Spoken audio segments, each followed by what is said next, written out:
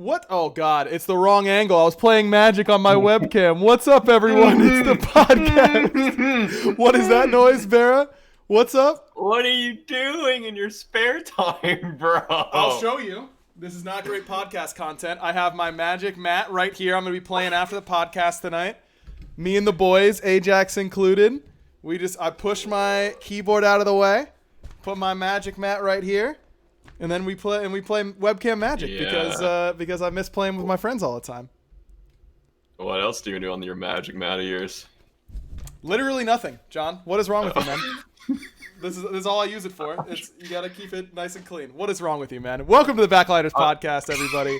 BaRRaCCuDDa is last week he's the one who takes it to a dark place. Then this week again, literally unbelievable, dude. You cannot stop this man. You salter sauced me last week, bro. And I was right to do so. That's all I'm going to say. Thanks, everyone, for tuning in. A big week for you guys, BaRRa. It was another doubleheader week. And this time it was against the top end of the SPL. Friday, you go up against Ghost. SOT back in the lineup. And you guys pull out the dub. Obviously, you go into every set expecting to win. Yeah. But, I mean, were you really expected to win that one? I mean, come on. Talk to me about, the week of practice leading up to it and how confident you felt coming into this week. The week of practice was pretty good. We had tried out a lot of new strategies. Obviously, I had been practicing the Cupid a lot. You got some work out of it. Yeah, I watch a lot of Radiance, and I feel like they get so much value out of the Cupid pick, and the way they play with it as a team and Cyclone individually is just really, really impressive. So I've been kind of studying him and seeing what he does and what I can do to adapt that to my gameplay.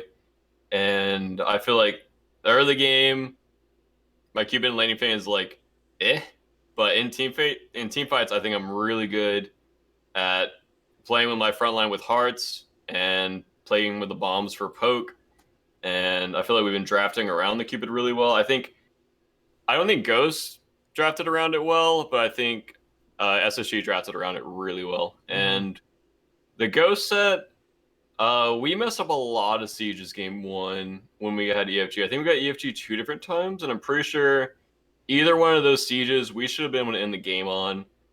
But in the game, we were making the incorrect calls for how we wanted to split up our teammates and what we want to do once we got to the Phoenixes.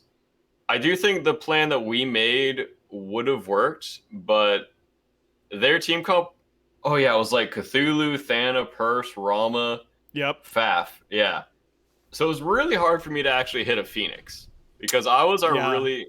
Dude, you were just on the run from Cthulhu. Literally it was literally you and Fine one-on-oneing by red buff as the rest of the fight was happening at gold or Phoenixes. You were literally just running from him all set. It was really weird team fighting in a 1v1 against Cthulhu because once his thorns ran out, I wanted to take the fight, but by that time I was already half HP. Right. So with my build, I'm sure you're going to bring up my build today. I am. I think it's bad. But with my build, I was able to skirt around and hearts up consistently and kind of re-engage the fight a little later.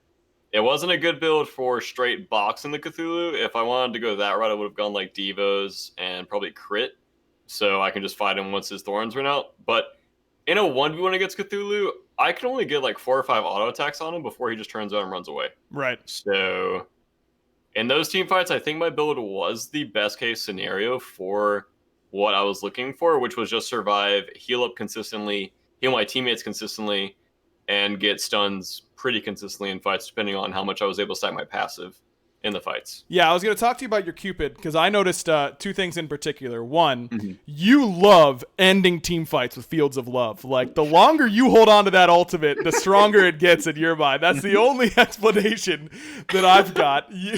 Today, against SSG, you used it to make sure that Nika didn't come down off Somersault Cloud and kill Ven. Because you still had it that late into the team fight. And then number 2 was the build. So you've been going Trans, Ninja Tabi, Jotuns, most of the time like Ichabod, then Atalantas, and then what do you finish? Do you get Titans last? Yeah, I always go with the Atalanta's Titans, and the order changes. Sometimes I go Atalanta's after Jotuns if they're getting tanky. If they have a lot of health, I'll go Kins in that slot. If I need flat pin, if they're not building a lot of defense, I'll go Crusher. And I've been really liking Ichabod because of how Cupid's scalings are. I just get so much value on 3 of my abilities through Ichabod because Cupid's scalings are just through the roof. And I also like Ichabod for peeling for Vin. I feel like I get a lot of value out of that as well. Or for peeling for myself as well, depending on the team fights. Sure. And it's a really weird build on paper, but it feels really good. It is really weird on paper. I have not played it at all, and so I will reserve judgment until then. But I will be trying it, and I will be trying building the normal Cupid build.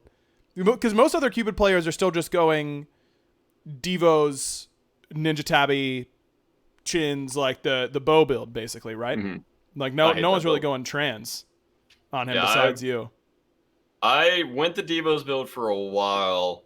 When I was still practicing a lot with it and trying to get better with it, because I mean I've been playing Smite forever, obviously, but when a god comes back from the map for not being meta for like 3 years, you kind of just have to like slam jam it over and over and over again. Right. Especially now that teams are way better at drafting around certain picks. But I just had to obviously slam jam and try a lot of different builds.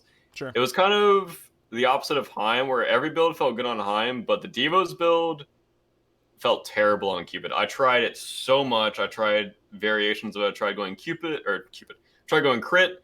I tried going the full attack speed. I tried going like a mix of like Kins and not full attack speed, and it would feel good at like 5 or 6 items, but the ramp up felt really bad. I think it felt worse on the 3rd item if I was like going Kins or Atalantis. Like on that spike, it felt terrible. Yes, I don't think that build is really designed to feel good on that spike.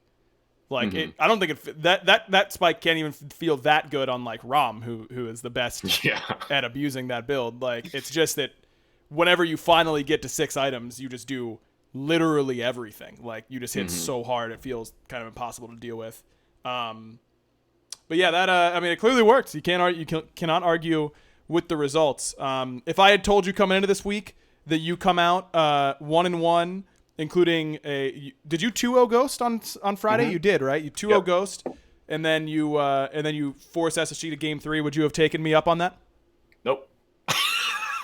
No, you would have gone greedy, bro. No, I mean like I would not have said. Oh, you wouldn't have believed me. No, I asked would you have if I offered you like, hey, this is like your outcome, like would you be happy with this? I thought you were saying no. Oh yeah, 100% be happy with it. Sorry. Okay. I mean, you can say, oh, yeah, we go into every set expecting to win, but that's just kind of something you say. Yeah. Like, but during our go set, like, actually during the games, I did not feel like we were going to lose that set or lose a game. And, like, before that, going into it, I've played against Ghost a lot. I played against every player on that team. And they just played a different style against us that is, in my opinion, not suited for them. Like, they try to play like a normal team. How many times does Ghost play like a normal team? Not that often. How many times do they rely on PBM literally running the entire map? Pretty much all the time. Exactly. All of their laners rely on PBM running the map, making plays. I'm pretty sure Sam relies on it a lot as well to make plays. And I don't know if we were just stopping that from happening or if PBM was trying to play a different style before Worlds or practicing for that for some reason.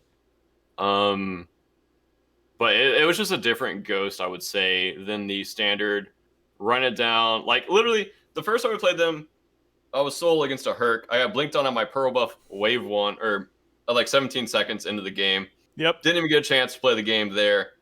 And then they draft Fafnir. And then don't do anything aggressive with it. Draft a full team fight squad. And I think they're going to out team fight us. Yeah. I mean, I can respect that, but it's just not their style. And I think in this current day and age of Smite, you need to learn your style and play your style. Yeah. And I mean, they played really well against PK, but I think PK was also playing pretty bad. Yeah, PK is slumping hard, man. I don't know. They're such a weird team, man. I just don't know what to expect from that team ever, because they go up against anyone who's below them in the standings and they like would just destroy them. They obliterated United this week. And then they just like they look like they're incapable of winning games against top end teams. I don't understand. I don't know if it's a mental thing for them or what. I really don't get it. I think their games always seem like when they're stomping the low end teams, it's through solo lane, and Scary just it's the right side of the map always. Yeah, he just instantly explodes into like a 3-level ahead solo laner, rotates around to all your back camps, rotates to your blue, sometimes rotates to your speed buff. They're making plays on the jungler constantly, and against the top end teams, they just don't do that. Yeah, and it felt like Ghost didn't do that to us. I felt like we were able to play our style and get away with aggressive plays into Ghost. And for some reason, they were always behind. Yeah. I also do think we were making way more plays confidently on the map, but they were not playing their style that they are used to. And I'm pretty sure everyone on their team relies on PBM doing his style on the map, because it has worked for them for 2 years straight now. They're like over aggressive, always at enemy buffs and everything. Sorry, I've been on the longest rant right here. No, that's literally all a podcast is, BaRRA. It just someone ranting for a longer period of time. Like that's literally all podcasts are in a vacuum. So don't worry about it. Okay, I mean I can let you rant now if you want. I get paid to rant all the time. That's literally my whole job. I just talk. Like that's it. What am I even saying? I don't know half the time. Like I'm talking about Hades making space in a game today, and where Fine is clearly just hard inting most of the time, and I'm like, all right, here he goes, making space again. But he was making space though. You got to give him that. You got to give him that. I didn't see the games, so he played Hades solo and he proxied wave 2, and that was good. It was when he proxied after that that it didn't work. Oh no, I watched game 1. Was that game 2? That was game 2. Yeah, I did not see game 2. Game 1, dude, Ghost did the Ghost thing. They got off to a huge lead, and then it took them like forever to end.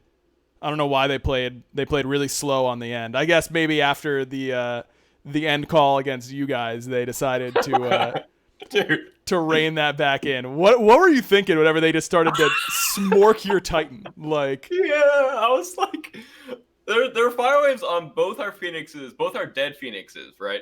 Right. And I was like, they're just going to wait for these waves. They're going to hit our Titan, and then they're going to all in mid Phoenix and play for the end after that. And so I had called like a China flank, basically, for like Vin and Last to like rotate way around and like what? Flank them from mid. And what did you call it? It was like a China flank. China does that stuff. Or like they used to. And I don't understand. I don't know. What? It's just like China's really far away, and then like you're rotating around and then coming down. It makes sense in my head. Anyways. Sure, man. What? You got to back me up here, man. I don't have to do anything. That doesn't even make sense. Yeah. Nika knows about it. Okay. Back to my point. Okay. So you can't just man me. It's a thing. Watch. All right, wait. I'll try it again. Dude, Ben is literally saying in chat, it's the call out. Okay, thank you. Okay, man. It's called the China flank. Whatever. So, anyways, Last calls out they're going for the end, and I'm like, this dude's lit, man. They're obviously not ending. They're playing for our mid Phoenix, and I just see like Cthulhu dashing through mid Phoenix, playing for the end. I'm like, question mark? Like, it's literally like, what is going on? Why would you ever make this play? And then they literally all group up for like a massive Cupid ult, and Thanatos gets like one shot off the dunk, and I'm just like, yeah, I have no idea, dude. The game is literally yours. Yeah, that's like they could have done a lot of different decisions, including deciding to counter China flank you guys, which would have been unprecedented, clearly. Thank you for using it. Yeah, anytime. I clearly know what it means. And they would have won. That was the only route where they lose that game, dude. Yep. That's like the only 100%. Option that loses them that game. I have no idea how that happened. I felt like it was a deserved for us anyways because we messed up on like 3 or 2 EFG sieges, which were That's easily. how that works. Yeah, you mess up twice, they get to mess up once, we win the game. It's just how Smite works. Right. So I don't know if you guys could tell in the game 2, but I just felt like they were tilted. I don't know if you could tell from watching it. Yeah, I mean, that's just how those games go always, right? I don't even know if it's tilt. It has to be at least somewhat tilt. But in like the history of Smite, I guarantee that every 50-minute game that gets thrown on Phoenix, like on Titans, like every single one, the next game is a stomp. Every single time. Like it has to be. It has to be. It's like 90% of those games are followed up by an immediate stomp. It's like every great 5-game set in Smite that happens. If you go to game 5 will be a stomp, one way or the other. Yeah. There has never been a competitive game 5. It is just always a blowout. Game 4's lit. Game 5 suck. Like that's just the way it goes. It's kind of the same way with game 3s. They're either like insane or really bad. Yeah, I feel. Yeah, and the only way game 3 is insane is if both games 1 and 2 were not close at all. Yep. That's it. It's really awkward, man. Best of 5s are just. There's some weird. Bro, I don't know. I am so glad. I am so glad we do not do best of 5s in the regular season anymore. Like when I did a best of 5 at playoffs, I think it was like SEC playoffs, and we did our first best of. And those were like sweeps. It must have been at Phase 1 playoffs. I was like, dude, this is long. Like, what is going on? Like, what you expect? Why am I still here? Like, we've been talking about the same stuff this whole time. I was like, dude, game 3 is just the way to go. Now, playoffs, finals, world's finals, semifinals, that kind of stuff. That's good. I'm fine with that. That's fun. But I am so glad we don't have to do those for regular season anymore. I think best of 3 is the perfect amount of games. Because if you lose game 1, you can adapt. And then if you lose game 2, it's on you. Yeah. And then it gives them a chance to counter whatever you lost to game 1, countering with game 2. So I think that's a perfect amount. Best of 5s last season felt pretty short because we got 3-0'd a lot. Yeah, you were out of there pretty quick. Yeah, we were speedrunning those days. BaRRA was on BaRRA was on the best of 3 field no matter what last year. Dude, that United one, oh my. I have never been so upset at work ever. Like, no matter what, dude. I have never been so tilted in my whole life. And I get tilted a lot. That one was like, a mega tilt. Game 1 was decent. Game 2, we played better. Game 3, we played even better. We still lost every single game. I was just like, man, the curse, like, I don't know what we can do as a team to win these games. You were never winning that 5th game. Never in a million years. As soon as you lost the first 2, I actually asked if there was a point in you playing the 3rd. There's the mental damage you guys sustained from losing the first 2 and knowing that you had been up 2-0 without them even playing. It's impossible. Like, you couldn't have won. It would have been impossible. Like 7K, bro. It did that not. Game was so winnable. No, there is no world. There are infinite universes, and there are still no universes where you won that game 5. Okay, every universe where you came out on top in that set was where you won game 3 or 4. On God, there's no way. That was the set they picked Rad, I think. Yeah, they picked Rad a lot. It was that set, or Rad ADC, sorry. It was that set and the set against Splice last year that tilted me the most, probably. Because or afterwards tilted me. Were you up 2-0? You were up 2-0 in that set. Yep, I remember that now. And game 3, 4, and 5, we all had a 5K lead and went to fire every time and threw at fire every time. Yep. And that was kind of awesome. Dude. That was kind of awesome. Yeah. Baskin stealing fire with Yorm 3 was literally just the cherry on top of this year is the most unlucky year ever. Yep. Ever. Like, it can't get worse. I mean, you were trying to confirm an FG in front of Baskin. Like, it was a Yorm 3. And then piloted by Baskin, so. It was one time, it was like a 5v1 or 4v1 against Benji's Kama. And he stole it with a Kama ult over Vin's, Janice too. And I'm pretty sure Jeff literally died to Fire Giant or took like 80% of his health because he was standing in pools. I remember watching that VOD and I was just like, how is this happening, dude? Literally, this should be impossible, man. Yeah, that's it was a tough one. I'm sorry I didn't even bring it up. You brought it up, so I don't have to I don't have to apologize for anything. All right, we should probably get going on our main topic because people ask us this all the time, and I have not given you any prep whatsoever for this, cool. And I think that's going to be fair here. Everyone always asks us for our Mount Rushmore, our iconic 4 players from each role in all of SPL history. So I figured we did it a little bit on the Q&A episode, but we rushed through it. I didn't I didn't think about it at all. Wait, I haven't had the chance to think about it at all. Well, neither have I. Dude, I literally, I'm going to be honest. I have to like let them know what we're going to talk about beforehand so they can set the title and get everything ready. I literally, 3:30 a.m. last night, I'm going to sleep and I'm like, I don't know, dude. We'll just talk about our Mount Rushmore. Because I like saw another tweet about it from that weekend or something like that. And I was like, I don't know, dude. It's the week before the bye week. It's a holiday weekend. Like, that's what we're doing. So, sorry, chat. That's what you get. But I think it'll be interesting anyways. Where do you want to start, BaRRA? Because we're definitely starting on a side lane, and I will not take anything else. ADC. Okay. You're starting at ADC. Now, this is our top 4 ever. If you don't hear your favorite player in our top 4, it's because we don't like you or actually we don't like you and we don't like your favorite player, and it is personal. So make sure you keep that in mind. Who you got, BaRRA? Who are your top 4, your Mount Rushmore of ADCs? Well, Emilito has to be on there. Has to be. Panda Cat has to be on there. Has to be. I want to put Vote on there because I feel like everyone forgets about Vote. But then if I put Vote, me or Zap can't go on there. That's how math works. Thank you. You're welcome.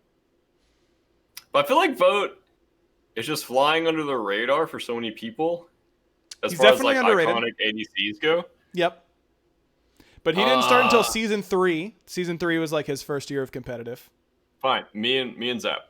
That's correct. Yeah. That is the correct 4. The only other person that has any sort of claim outside of Emilito, Panda, Zap, Steve, the only other person who gets any sort of credit there is Reels. That's it. Bro. Maybe BaRRaCCuDDa. Maybe. But Reels, I'm just beast. not on the Reels hype train. I know man. you aren't. I missed the bus, apparently. You really did. I don't know how. That dude was sick nasty. That dude he's just a gamer. Oh, there's one more. Allied also deserves to be in that conversation. Those are the only... Go ahead. He's just more iconic than the rest of us, honestly. In a lot of ways, yes. But if we're talking like what you guys have done, like, oh, you've watched competitive Smite before, like, who's your favorite ADC player? The chances are one of you 4 are going to be in there. So Ricky Bobby 101 in chat brings up Cyclone. I think that is a good shout. He probably actually does deserve to be in that conversation. Role swapping hurts Cyclone because he wants to be in solo and ADC. He definitely does deserve the conversation in ADC, having won a world championship there. But I feel very strong about my ADC Mount Rushmore, and it's BaRRa, Zap, Emilito, and Panda Cat. You cannot have the list without putting Panda and Emilito on there. I think those 2 are hard locks. Agrees. And I think you 2 have to be hard locks as well. No, I'm not arguing anymore. It's you 4. That's all there is to it. Okay. Support. I guess I'll go first this time since you went first for ADC. Thank you. Support is tough. Raffer has to be on there legally. Raffer, Mike, Aurora, I think all have to be on there. Then Jeff is in my mind. Trix is in my mind. I feel like I'm missing at least one really iconic one. Kalas? No, I wouldn't say Kalas. think he'd be on the second Mount Rushmore. Yeah. He would be. He's like top 8. Yeah, I guess exactly what you're saying. But okay, Jake is not going on the list. Chat. Jake's been in the SPL for literally checks watch 9 months. Like, are you kidding me, man? Get out of here with that. All right, I'm going. The fourth one's really hard. I agree with their top 3, Raffer, Mike, Aurora. Yep. I feel like you can make an argument for Jeff and a Millsy and Trix all to slide in there. Yep. And I'm not sure which one fits. I think I gotta give it. It's tough. I don't think a Millsy. I think I'm narrowing it down to Jeff and Trix because Emilzy didn't win Worlds and he wasn't around as long as Trix. Trix set a lot of metas. Not that Emilzy didn't, but again, Mount Rushmore is about like how historic you are. So I think I'm gonna give it to. I think I gotta give it to Jeff. I really do. I'm putting Jeffy in there. I agree. Handles. I'm biased, but Yeah, I think that's I'm always fair. biased. C-Bomb asks, what do you need to see Neil there? It's a good question. Neil also has not been in the SPL for that long. If Neil wins another Worlds, he's in there for sure. I would agree with that. I feel like the main reason you would bring up Neil is because he won Worlds. Yeah. I mean, that sounds like obvious and dumb, but I feel like his regular seasons haven't been like that impressive. Yep. Well, not like as a player bashing him or anything. I just feel like his teams What about, we didn't bring up Ionic. Ionic might deserve to be in that conversation. He's on the second one for me, for sure. Yeah.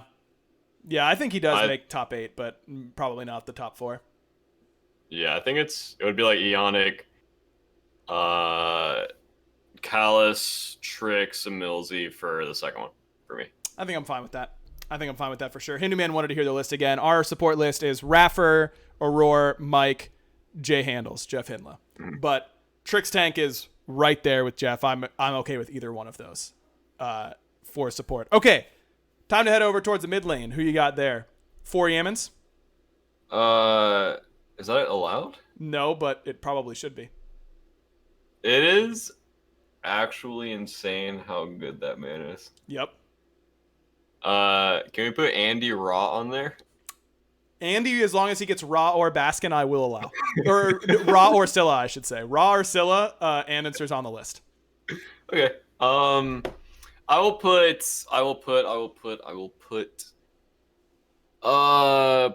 Prime for iconicness. Yaman. I want to put Stealth, but his career ended a little early. It did. I kind of want to put Vin, honestly. He deserves to be in the conversation.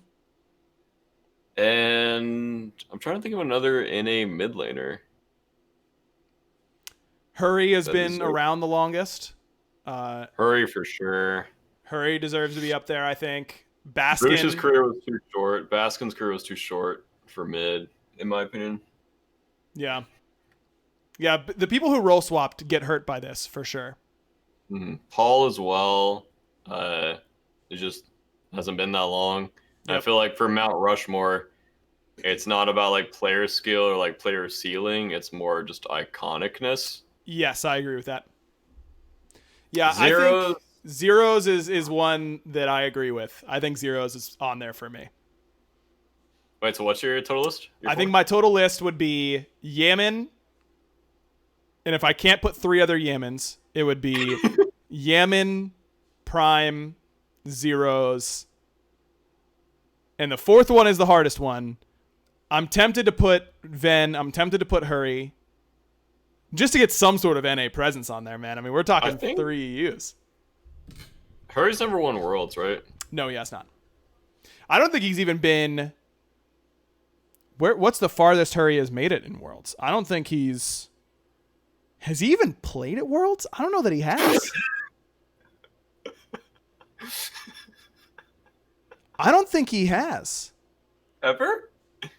What team was he on last year?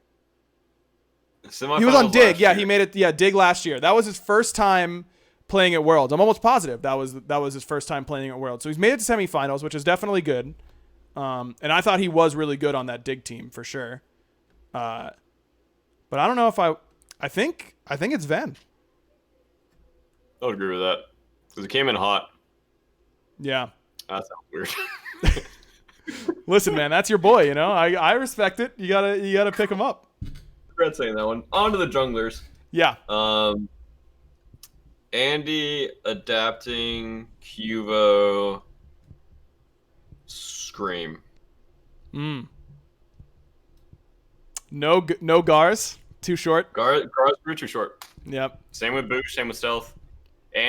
Sam gets an honorary shout out. Honorary. Yeah, Sam, it's so crazy to think about. Sam has only been in the league for like a year and a half. Sam will be on that list. I don't know if I can, in good conscience, put him there now, but that dude deserves to be on the list. I might put him on there already, but I don't know. I probably shouldn't. All right, so adapting, obviously, number one there. I agree. I agree with Cuvo. I agree with Andy. I think I'm gonna put Cherry. I'm gonna put Cherry there. I think of Cherry as an iconic jungler. Those are probably my four. Any of them save. I respect it. I think any of them save adapting are liable to be bounced by Sam. Again, this is about how iconic you are in your role, chat. This isn't who's the best of all time. Even that's not what it's about. We literally just said that like 3 minutes ago. Yeah, I know, but I'm still seeing chat freak out about Yeah. it. I need to staple it to my forehead. Like, that's the way it's going to be. Like, they just need constant. Everyone's saying Ice chat. He's not more iconic than Annenster, and he's not more. Do you think he's more iconic than Cherio? I guess I'll default to the EU guys, but I don't. I think when I think of junglers out of EU, I think of adapting Cuvo and Cherry. I don't think Ice deserves to be on that list above anybody that's there. Twig might be on the list, but for some reason my brain doesn't go there. Yeah. And Ven says Scream. Scream definitely deserves to be in that conversation for sure. I just think I don't know, man. I think it's hard to not let recency bias really take you. I think Cuvo has been really, really disappointing for PK this year, but like he has been so consistent. Right, that's exactly. He's been so consistent for so long. Like that's what it's about. You know, that's what it's about. I'm putting it's Cuvo adapting Cherry and Annenster, and that's all there is to it. Who are your four? Scream, Cuvo, adapting Andy. I very much like that list. Okay, solo laners. This one I think is the hardest. I hate this one. I think it's the hardest one. Because there's so many people. I mean, you could bring up Cyclone for just decimating season 2. Yep. I don't know if it was season 3. Bring up Omega, but his career was a little short. Divios as well. Fine, okay. Deathwalker. I mean, there's this new guy named Nika. He's been pretty good. Yeah. I hate this one. Here's my hot take. My initial reaction, I'm not going to tell you my 4 quite yet. My initial reaction is to leave Dimmy off this top 4. How sacrilegious is that? I'm not saying I'm going to, crazy. But if you don't count laning phase, Dimmy has to be on the list. How can you not count laning phase, bro? But like, think about that. How that team best solo laner ever. Maybe. Ever. And I stand by that. That man is a team fighting machine. Or maybe. was. I don't know, dude. Dimmy, shortest career out of the energy guys.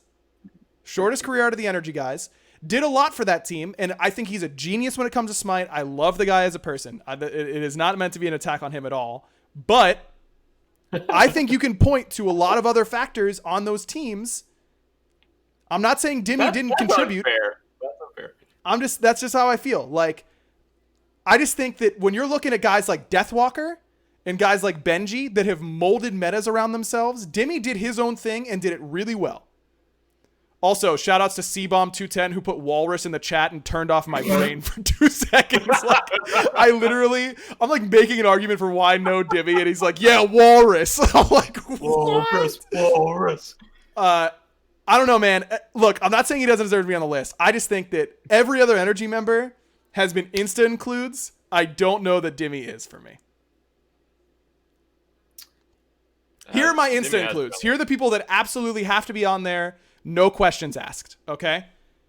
Deathwalker, Benji. Those two have to be on the top 4. If those two aren't on the top 4, there's no point in this list. I think Variety almost certainly has to be on there because he's done it for longer. And then who am I? Am I leaving out Divios for Dimmy? Am I leaving out?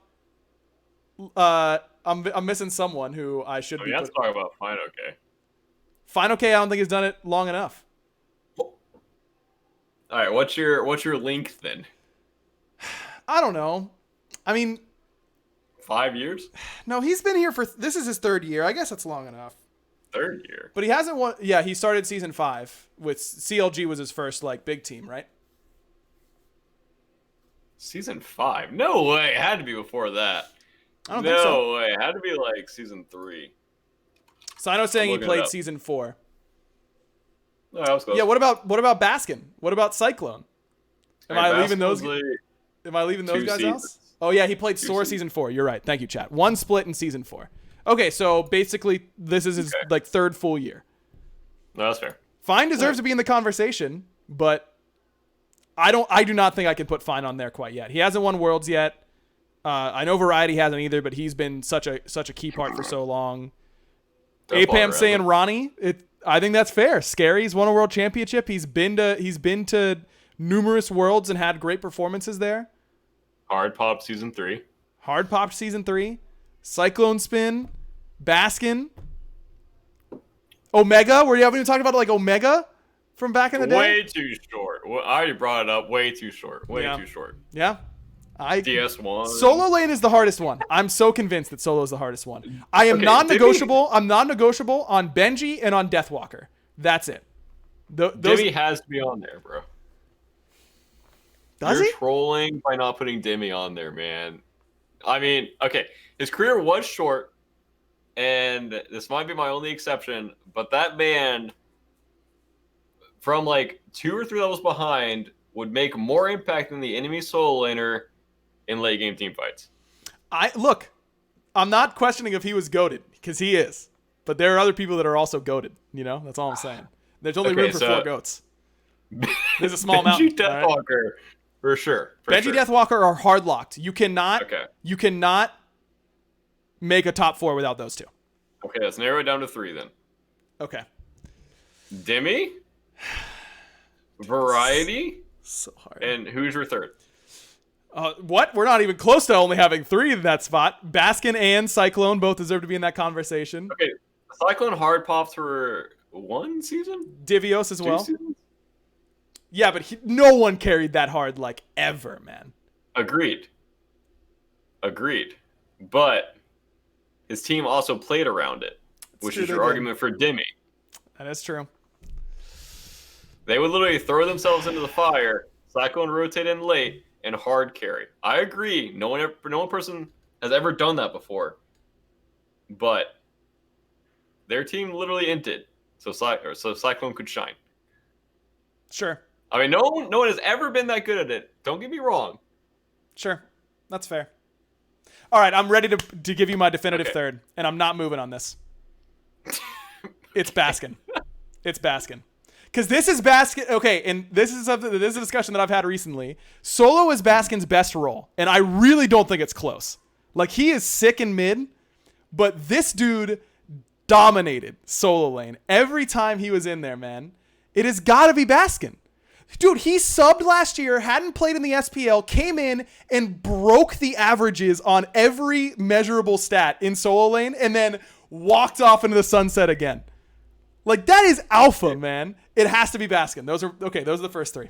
I'm not moving. I disagree with that. It's because it's so short. I just disagree. I feel like I feel like you're trolling. I agree with Sino. I feel like it's Divios. Divios can still. I've only got 3. I'm okay with putting Divios 4th. So you're gonna take out Variety Or Dimmy. and Dimmy. Dimmy? I think you can make an argument to putting Divios above those. I just feel like you need to take off your Baskin underwear. Not possible. Those are the only underwear I own. That's it. Yeah, it's Benji, Deathwalker, Dimmy, Divios. Wait, say that again? Benji, Deathwalker, Dimmy, Divios. That is respectable. I'm not angry at it. It's also correct. It's not, because Baskin isn't on there. Dude, we can just put an over, like... Yeah. Just put Baskin at his own little thing. Baskin, reigns above the entire Mount Rushmore? Yeah, he has his own Mount Rushmore. It's Mount Baskin. Mount Baskin. Yeah, that's fair. Okay, assuming that we can't have Mount Baskin, that all of these actually... Dude, that's what we do. We just name the whole mountain Mount Baskin, and then every roll is on the mountain. There it is. There's a circle of faces and Baskin just on the top. Yeah, Baskin on top, dude. Just Woony, just big chilling up there. Okay. My top 4. My top 4. Yeah. Deathwalker, Benji, Incorrect. Baskin, Dimmy. I'm going to end on Dimmy. He sneaks in. He sneaks in 4th. Divios is number 5. Variety's number 6. That's what I've decided. That's my top 6. I just did it for you. Incorrect. Fair enough. All right, what do we got next? Coaches? I'm trolling. We're obviously. Yeah, okay. I was about to say, yeah, we're not doing coaches. How do you? No, yeah. we're definitely not doing coaches. No one cares about coaches. But there's our Mount Rushmore chat. We get asked it all the time, so now I can at least point everyone to that list, and now we'll have it. Wait, here for you. Casting for Worlds, your Mount Rushmore. Oh, casting for Worlds. And God, it has to be like season 1, season 2, which world cast. Man, you're gonna make people not like me with this. You're gonna make people not like me. That's fair. That's not fair, bro. Okay, listen. Can I start off with this? I talked about players. I know. There should be a whole. I know, but there should be a whole. I should get a whole episode to talk about casting and in the history of Smite casters. Okay. Bart and DM were not. Bart a bigger offender than most. Technically, we're not good technical casters. Like, doing the things they should be doing, they weren't great at that. But they were so charismatic and energetic and well-spoken that they were great at their jobs anyways. So, and that is not a shot at them at all. It's just, you compare what they were doing to what we do now, and we have taken a much different approach to how we cast these days. And I think, for the record, our team now is miles better than those teams were in season 1. It's just very different. And I'm not trying to put all of that down. As far as your question, the top 4 in no particular order, I would put Bart, Hindu Man, F. and myself. I think that's who have had the most consistent good casts on the world stage. Bart's calls are just too iconic to not put him on there. But again, it's short time period for him. But I think that that's the only. I think that's where I'd put the list for me. What's yours? Just agree with your list. Honestly, that was my 4. Yeah, Tom had so many great calls. Hindu, we don't have that much. We don't have that much time, so I can't really go into it. But Hindu last year, I remember, Hindu kind of ramped up the second half of the year, casted a whole bunch more SPL in the second half than he did in the first half. And I was a little bit worried going into finals last year on how, if he would be rusty, if he'd be able to bring the same energy, all that kind of stuff, be locked into the meta. And I think Hindu Man messed around and had his best finals cast ever last year. And I was mad about it. I was like, dude, how are you gonna come in, ramp up in half the amount of time as everybody else, and then like have your best cast yet. It was a really good. He had a very good. I think last year's Worlds Call was Hindu's best game he's ever casted. Real quick, I want them to make montages of casting for the Smite Worlds. Just that would be sick. Like the best plays, the best casting, because moments are built through casting. Sure. And like when I watch back plays of like either like regular season or Worlds from like the past, it's always the casting that I remember, because it just gives you chills. Yeah. Just watching it back and listening to it. So that was one request for the community. I would want like a casting montage of just like the hypest moments. So like, get on it, chat. That's yeah. Someone's got to make it, dude. There are a lot of great calls from Worlds. Dude, I just love Worlds so much, dude. I just cannot wait for the biggest games because those are the best ones for sure. What's our question? Yeah. I was just about to say I don't really have one. Someone in your chat told me to ask, what is your preferred way to drink water? And I actually think it's pretty good. So yeah, what is your preferred rank your best ways to drink water? With my mouth. That's my favorite. Bruh. Yeah. I don't think I can say that on this podcast, so I'm going to skip it. What? When the water is about to go into your mouth, do you prefer it to be cold? Room temperature? Out of a bottle? Or are you a water bottle kind of guy? Okay, post-workout, ice cold water. Any other time, like, okay, there's room temp and then there's ice cold. It has to be like 75% of the way to ice cold is the best casual drinking temperature for water. That is a much better answer. You should have gone with that the first time. That was much. Really? Yeah, that was good. Yeah, I am not, some people are like room temperature water all the time.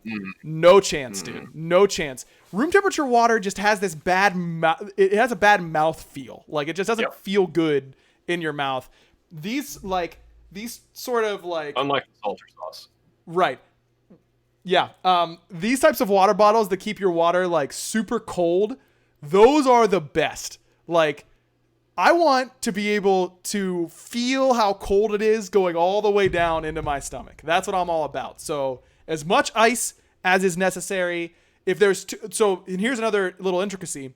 If there's more ice, if there's more than like a layer of ice, if it stacks up because there's that much ice, you need a straw because then there's going to be too much momentum from the ice when you tip the cup up to drink it. Chat, can I clue you in on a secret? Sometimes I just like to start saying things to see how in depth I can go on something that doesn't matter, and I'm really impressed with myself on this one. Let me tell you, if there is more than one layer of ice, then it's gonna get onto your lip, and your lip's gonna get cold. Okay? What? Wait, you're not worried about like the avalanche of water that rushes on your face? Well, I'm not pouring it up here, BaRRa. No, dude, it's like all rushes, bro. That's what I'm saying, right? Right. Oh, no, okay. That's what I'm saying. So there's more than that. If there's more than that, you either have to like sip, and that's just a pain because I'm thirsty, or you got to use a straw. Okay. If you've got more than one layer of ice, you're gonna need a straw, and that's a fact. And no one needs to be hating on straws. Some people hate on straws. I don't get it. Straws are good. And more people should use them. You can get reusable ones. We have some. We've got some that you just pop in the dishwasher. Nice and easy. Yep. Use straws. They're good. Are you a type of guy to... I know John Finch is this kind of guy. He goes to McDonald's. Can I get a Coke? No ice. Are you a no ice at the fast food place kind of guy? No. I prefer like 50% ice in like drinks at restaurants and fast food. He claims that it's coming out cold anyways. For serial killers. Yeah, he's claiming that it comes out without ice anyways, and the ice is just taking up soda space. But I don't. It's not the right mixture. Like, and this is a conspiracy theory of mine. The syrup ratio on the water on the fountains is designed to get water in from the ice because it's too sugary without it. It needs some ice in there to melt in and balance out your flavor properly. Mm-hmm. Like you need it. Coke ice cubes are delicious. Agreed. It's so good. Or like any soda, ice cube is delicious. And yep, that's just a bad argument for I need more soda. Like quality over quantity, bro. There you go. Yeah, I think I would agree with that. I think I would agree with that. Venenu, your teammate, is not a part of that. He seems to be a no ice kind of guy. And, he's a special breed human. He's doing his best out there, okay? He's doing his best. That's going to do it for us this week on the Backliners podcast. It's a bye week next week in the SPL. I think maybe we bye week potentially, or maybe we don't. I don't know. We haven't talked about it at all. We gotta talk to it.